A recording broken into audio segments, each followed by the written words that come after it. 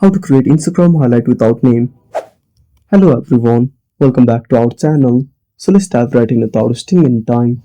Also make sure to watch this video till the end. So first of all, open our Play Store on a device. Then tap on the search icon at the bottom right corner. Then tap on the search bar. Now type invisible text generator. Then tap on search at the bottom right corner. Then tap on invisible character. Then tap on install. Now wait for the app to install. After installing, simply tap on open. Now type 1 and tap on generate. Then tap on copy. Now open up Instagram on a device. Then tap on profile at the bottom right corner. Tap on the new icon. Now select the highlight and tap on next.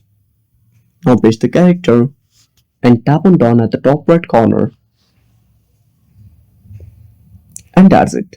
Thanks for watching. Make sure to subscribe our channel and hit the bell icon. See you in the next video.